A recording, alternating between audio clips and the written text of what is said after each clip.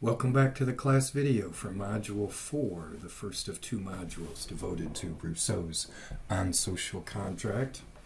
Hold on, we're on the last leg. This is a long module. We're taking on roughly half of the reading, of the assigned reading in the social contract, but about 2/3 of the conceptual work in the text, plus the historical context. So Module 5 will feel light and easy by comparison, but let's muscle through here and work through Book 2 in Rousseau.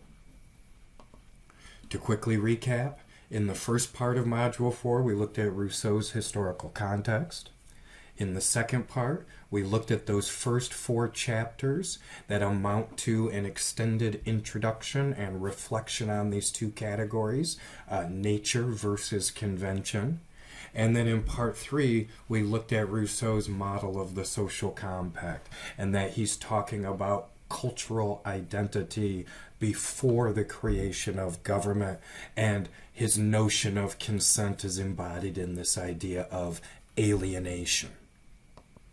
This model then has profound implications for our understanding of human nature and where rights come from. The final problem then to resolve in Rousseau, before we get to the creation of government, is to understand this thing that we have created when we all alienated both our rights and ourselves. Rousseau calls this thing the general will or the sovereign, and those are roughly synonymous terms in Rousseau's usage, at least in this translation. But it's very difficult to wrap your mind around or to get a clear image in your head of what this thing could be. Could you touch it? Could you feel it? What are its characteristics to know what it is? Because our impulse, especially because we come from a Lockean civic culture, is to try to name institutions of government, right? That is the sovereign. But that is precisely what Rousseau does not mean. And as we'll see when we get to Book 3, as soon as the government acts, it cannot be the sovereign or the general will. And if we imagine ourselves having gone through this process of collective alienation, imagine you're in a group with 100 people and you all decide to become a people. And so you all sort of close your eyes and clench your fists, and you imagine you give up your rights and then you give up your identity. Where do those things go, right? Do they sort of pile in the middle of the field? And if everybody has equally alienated themselves, who would be left to determine what that thing in the middle that you've just created is? And so the general will is a kind of mystical or ephemeral concept for Rousseau. And it's one of the biggest challenges for, again, American readers to wrap their minds around. So that's what we want to try to understand here in the final part of Module 4. So let's turn now. You will recall we skipped Chapter 7 in Book 1 and promised to come back to it. So let's start. Now, Chapter 7, you will recall, follows Rousseau's description of the total alienation of each individual to create the social compact.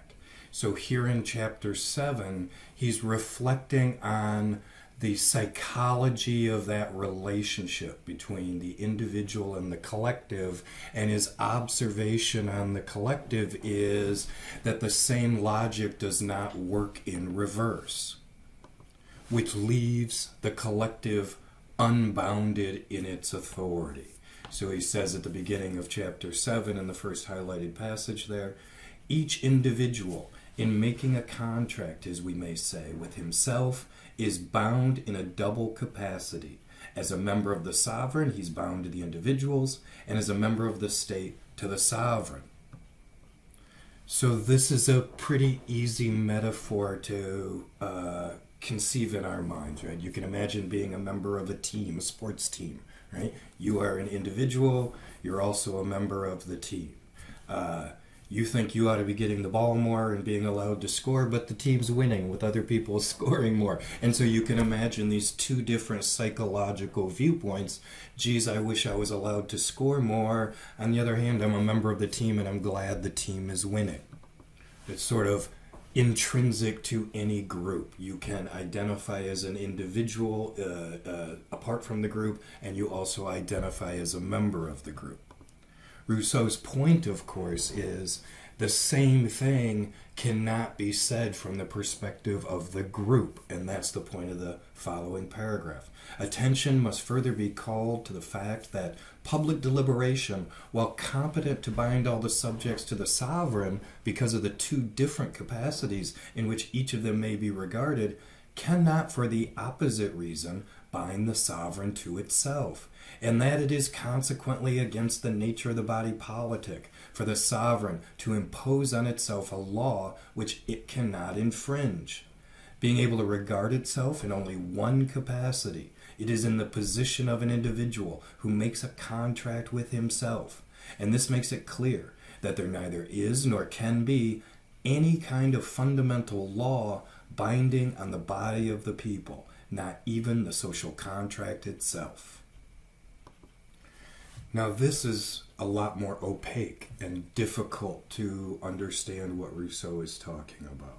Focus on the line that the sovereign is in the position of an individual who makes a contract with himself.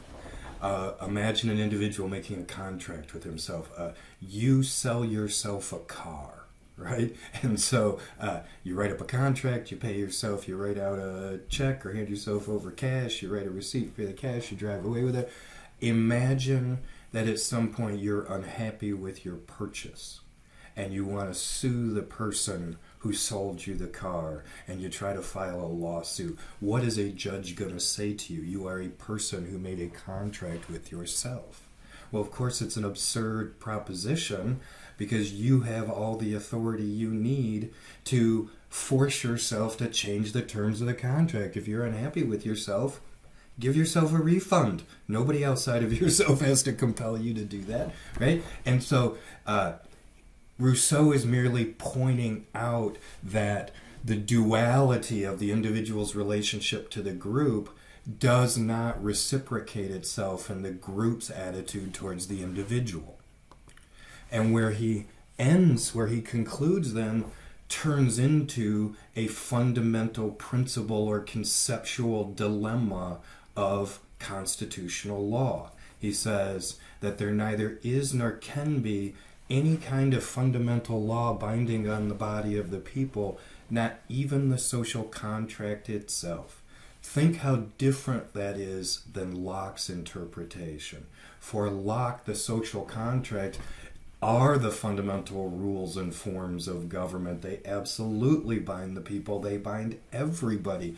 That is the point of the contract, is the people surrender their rights to the community to act as an umpire under known and established laws equal to all, etc. Rousseau here is making the opposite claim. The people are the sovereign authority who created the social contract. If they choose to change it, they have all the authority they need. They were the ones that brought it into existence. We will see exactly this conceptual dilemma or debate implicit in several of the topics we'll address when we turn to the documents of the American framing. Right? For Rousseau, here, the emphasis is on trying to describe a kind of totality of power, a ubiquity of power. His conception of the sovereign transcends anything that we know, right? And so in the right-hand column, the highlighted passage gives you a sense of this kind of mystical tone that pervades every time the sovereign comes up, or the general will. Rousseau writes in the highlighted passage, again, the sovereign being formed wholly of the individuals who compose it, neither has nor can have any interest contrary to theirs, and consequently the sovereign power need give no guarantee to its subjects, because it is impossible for the body to wish to hurt all its members. We shall also see later on that it cannot hurt any in particular. The sovereign, merely by virtue of what it is always what it should be. Now, what can this mean? Merely by virtue of what it is always what it should be, right? This is this sort of poetry, right?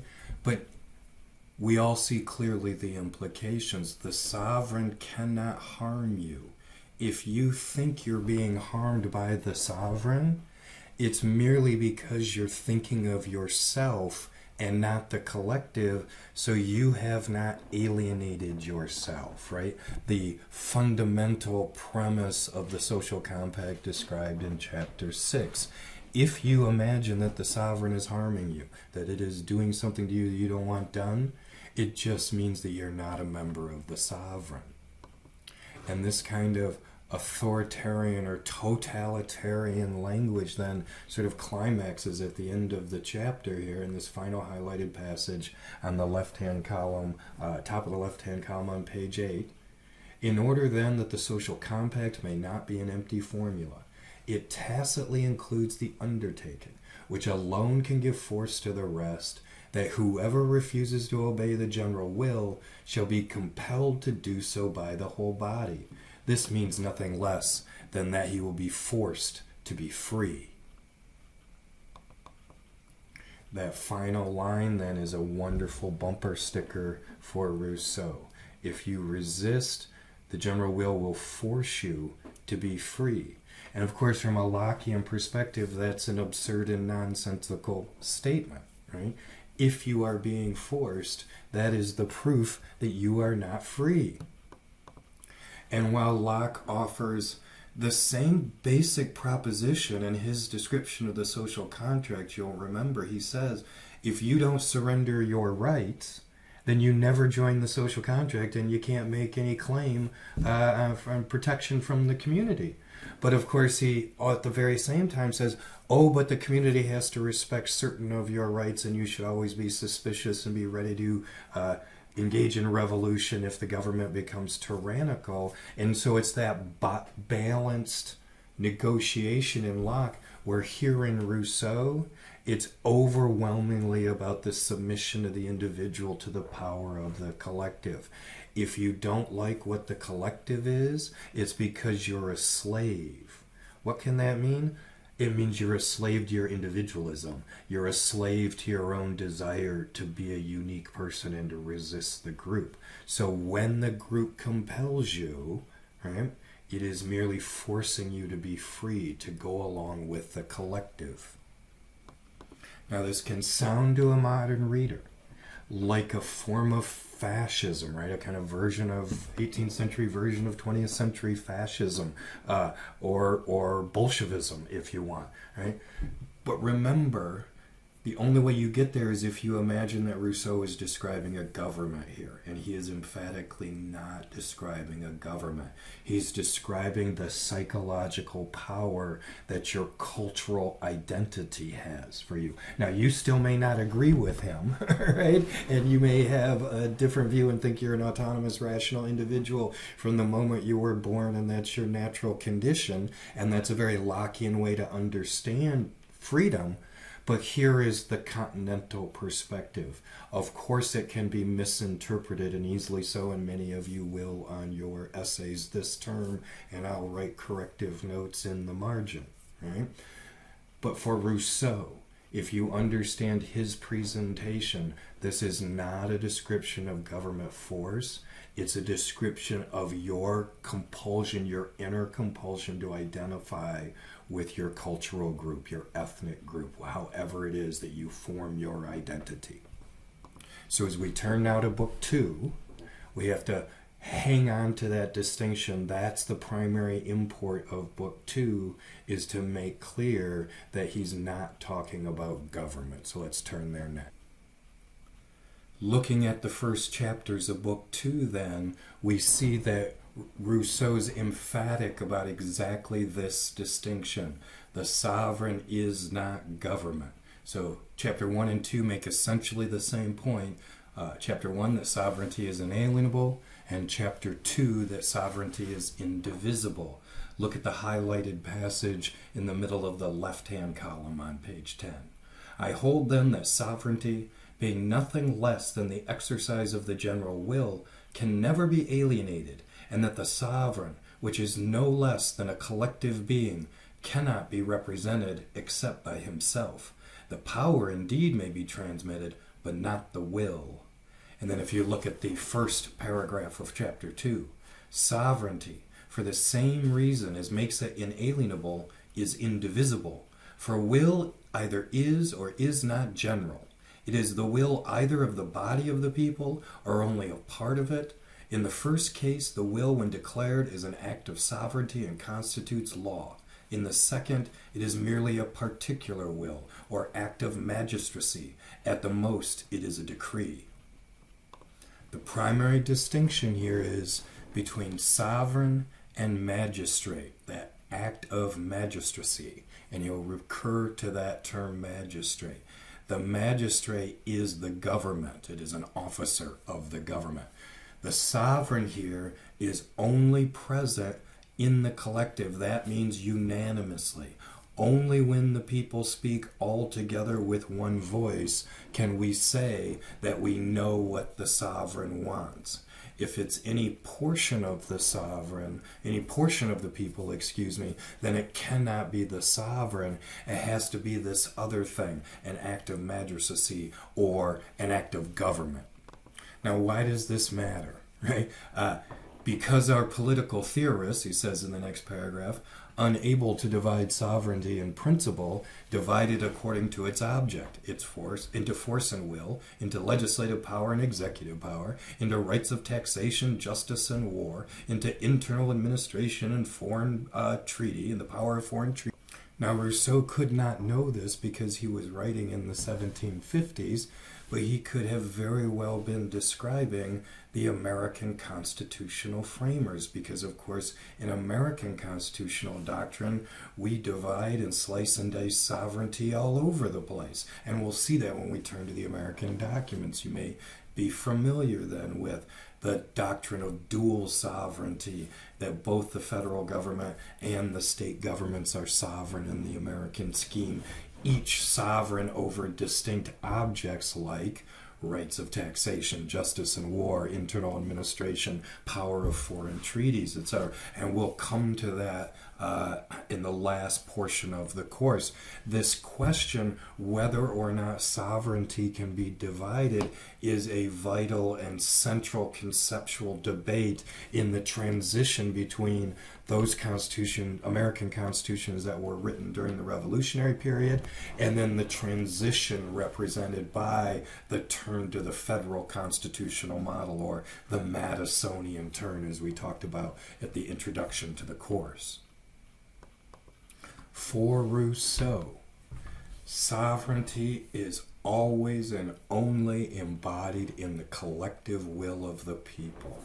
Any one person, anyone if the president or the Congress or the Supreme Court or some radical revolutionary group, any individual group of people, any group less than all, who claims to say, I speak for the voice of the sovereign and the people must follow me, is a liar. They cannot be sovereign if they don't embody a unanimous collective decision. Right? They can be this lesser thing. They can be a particular will. They can be an act of magistracy. And that's the central object of Book 3 when we come to it. So, Rousseau's emphasis on only the collective then does not particularly help us solve the problem of how do you know what the people want? How often do the people speak with 100% unanimity? It almost never happens, right? So he is emphatic that don't abuse the authority I'm creating. I described you this awful authoritarian power back in chapter 7, has absolute control of you, can do anything you want to. But it can't be any particular person or institution in society, so don't think that I'm advocating for tyranny and dictatorship here. Great, we hear you, Rousseau, but we're left with the problem of trying to understand what the general will wants. How do we hear it? How do we know what its commands are? And that's the central problem of chapter 3, whether the general will can err. he says at the beginning of chapter 3. It follows from what has gone before that the general will is always right and tends to the public advantage. But it does not follow that the deliberations of the people are always equally correct.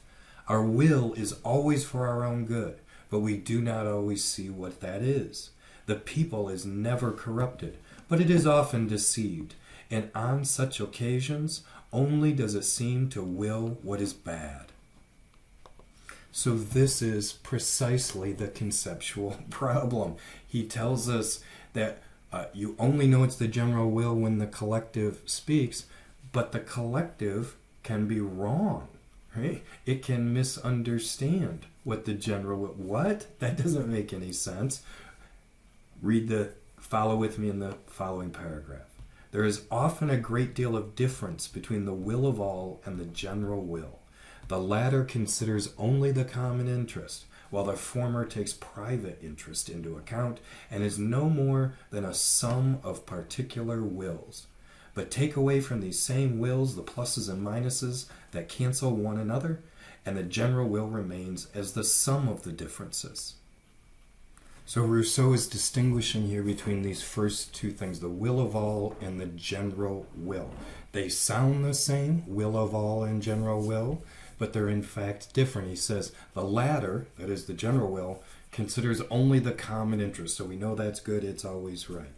The former, the will of all, takes private interest into account and is no more than a sum of particular wills. So the will of all takes private interest into account, so that's the source of deception or corruption when the people deliberate. Well, what does this mean, the sum of particular wills? How would one get the sum of particular wills? Well, you'd go around and add up each person's will, right, to get a sum. You'd ask each person what their preference is, and you would take a tally. In other words, Rousseau is describing voting.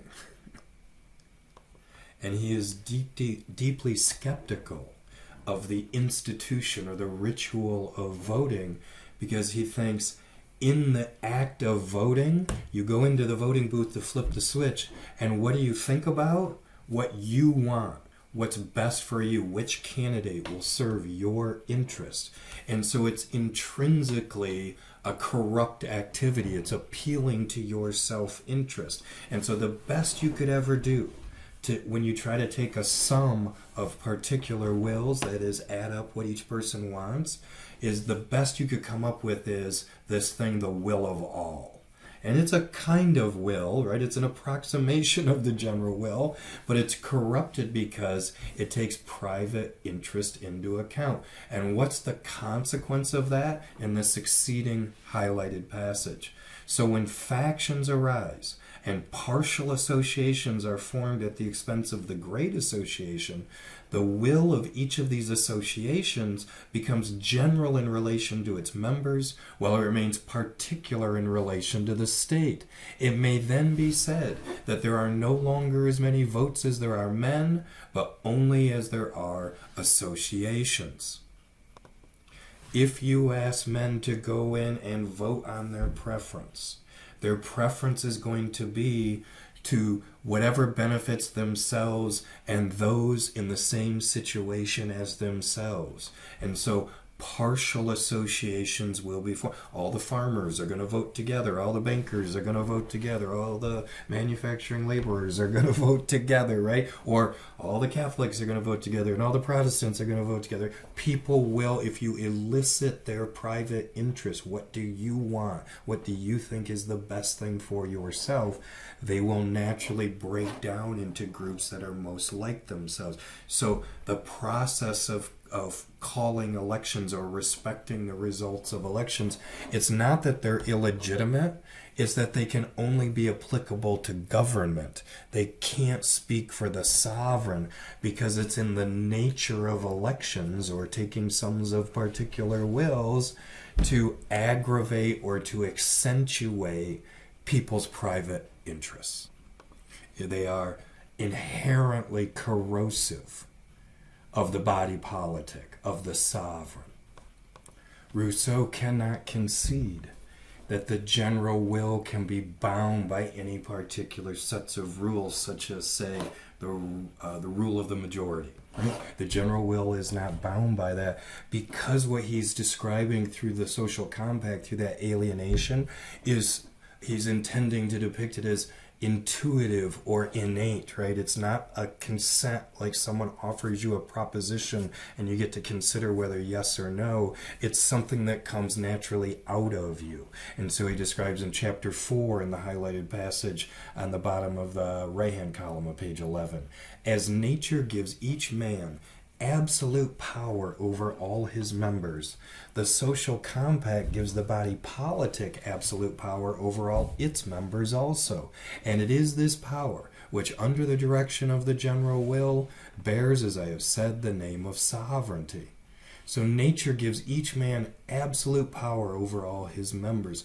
What are the members of a man? Right? What are a man's members? Well, his arms and his legs and his hands and his feet, etc. Right? Nature has given me absolute authority over all the components of my body. When I tell my hand to act, it acts. And Rousseau imagines that the authority of the sovereign is that kind of authority. Again, on the following page. Each man alienates, I admit, by the social compact only such part of his powers, goods, and liberties as it is important for the community to control, but it must also be granted that the sovereign is the sole judge of what is important. This totality of power, this ubiquity, the internalness of this power, right? It comes out of you as a compulsion, though. Rousseau, again, wants to remind you this is not government at the top of the right-hand column of 12. Thus, just as a particular will cannot stand for the general will, the general will in turn changes its nature when its object is particular. And as general cannot pronounce on a man or a fact, if it does so, it's no longer acting as sovereign, but here's again that key phrase, but as magistrate. So this is the central conceptual dilemma of Rousseau's portrait. Remember, Locke had his own central contradictions, his struggle at the end of the second treatise to decide whether it was each individual or a majority or only the collective could be validated with the power to declare tyranny and engage in revolution. And we saw Locke spin round and round and round because of his conceptual model. He didn't have an answer to that question. Well, here's Rousseau's version of Locke's contradiction. Rousseau wants to create this totality of power. He's trying to imagine what can be an authority that's even higher than those enlightened despots of the 18th century that he was hobnobbing with. What power can he reference that even those guys, Joseph II and Catherine and all of those people, even they would have to respect this authority that Rousseau is describing. So he's trying to describe something that is spiritual and ephemeral and internally compulsive, right? But as soon as it acts, then he has to denounce it because it's acting with coercion and force. And he can't resolve that dilemma. And it really is encapsulated in a similar way that Locke's final paragraphs and the blatant contradiction from one to the next, where he says, well, each individual, only the community, because it can't be the individual, but each individual, but it's got to be the collective, right? And you could see very clearly in those final paragraphs, well, here's a comparable example in Rousseau that illustrates this central dilemma when he comes to chapter 5, the right of life and death. So on the right-hand column in the highlighted passage, Rousseau writes, furthermore, the citizen is no longer the judge of the dangers to which the law desires him to expose himself. And when the prince says to him, it is expedient for the state that you should die, he ought to die. Because it is only on that condition that he has been living in security up to the present, and because his life is no longer a mere bounty of nature, but a gift made conditionally by the state. Well, here is a culminating an absolutist statement about the power of the sovereign over you. You couldn't make it. Hobbes could not be any more emphatic about the power of the sovereign over you. Your life is merely a condition, a grant, a gift from the state, right? But notice this conflation of terms. As soon as he imagines someone actually imposing the death penalty, he uses this phrase, the state, which implies government. And it's an act condemning a particular individual. So it can't be the sovereign, can it? And so we come to this final wonderful passage on page 14 at the top of the left-hand column. But it will be said that the condemnation of a criminal is a particular act. I admit it. But such condemnation is not a function of the sovereign. It's a right the sovereign can confer without being able itself to exert it. All my ideas are consistent, but I cannot expound them all at once. It's a wonderful and beautiful summation here, then, of Rousseau's description of the sovereign. His ideas are not consistent any more than Locke's were consistent about whether you as an individual can declare the government being a tyrant and go grab your gun off the shelf and shoot a tax collector. Locke can't tell you yes or no. He's not happy with either one of those answers, right? He wants to confer that authority on you, but he's terrified that you'll turn it into a license for anarchy. In an analogic way, right? In a parallel way here, then, we see Rousseau twisting at the end of book 2, trying to resolve the fundamental conceptual dilemma of his model. He wants to create this thing that is sovereign, that even the most powerful person in society must respect and submit to, right? So he's trying to imagine what could be more powerful than the most powerful person, i.e. the absolute king, right? But in doing so, he cannot find a material expression of it. He can't give us an image of it that we can clearly wrap our minds around and consider, because the moment he does so, it starts to take on the part of government. And that's the slippery tension point, right, in Rousseau's theory. All right, so let's leave the discussion here. Good job getting through Module 4. This was a bear, and we'll pick up with Module 5, and we'll finish Rousseau with Book 3.